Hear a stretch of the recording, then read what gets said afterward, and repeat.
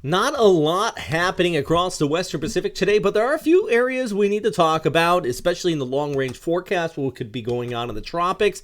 Not to mention the Mihan continues to dominate, and boy, there is cold air. Look at all these cold weather clouds spilling in across the Sea of Japan, all anchored to this deep old low. And you know what? The leading edge of this cold air is part of this cold surge, which the leading edge of that is bringing that shear line across northeastern areas of the Philippines, which could bring some on and off rainfall. So it all is tied together, but this cold air, look at Ulaanbaatar in the top left of the screen, minus 13 for their low out there. Seoul at 13, just 2 degrees for their low.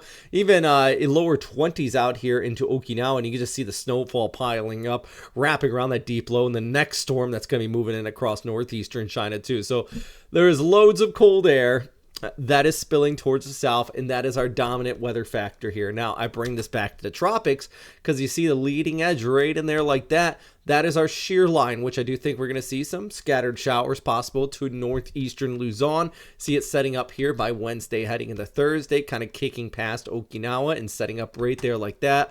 All the while, south of that, you still have kind of the easterlies with cloudy skies. Still some on and off showers for parts of Mindanao and over towards Visayas. So there's these three areas really in the tropics that getting loads of rain right there, and if 4 could be Kuala Lumpur. Just kind of the interactions with these different air masses in the easterlies and that cool air spilling into the north. If you are a surfer or anybody like that on the east coast of the Philippines and you want some waves though, you got it, especially to northern Luzon. Look at this, 2 to 3 meters offshore across Batanes Islands. A lot of long period swells. Shout out to our friends at Ikani Surf Resort on the north coast. Shout out to our other friends here in Siargao. Got a lot of people that like to watch from here. I gotta put you back on the map here for the flyover because I know you got a lot of people watch from there. Shout out to you guys. Thanks for always supporting the channel. And you got some pretty decent swells. Temperatures still high 20s to low 30s. You just have to worry about some additional cloud cover with those easterlies really just kind of revamping up there further towards the south. Looking off towards the north though, at least on Monday, it is pretty decent across northern Luzon.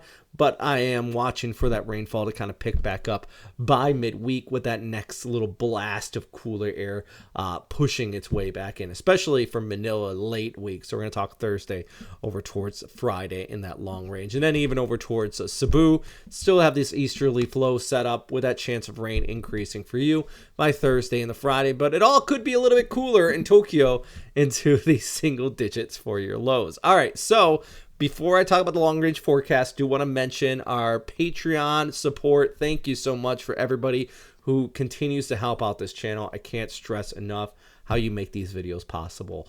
And if you guys want to be another one of these fantastic Patreon members, I'm planning on doing some Q&A here soon with the Patreon members. So if you want to get questions answered, make sure you check out the link down below. All right, so here's your easterlies, kind of general flow going on here. You got that shear line back towards the north right in there.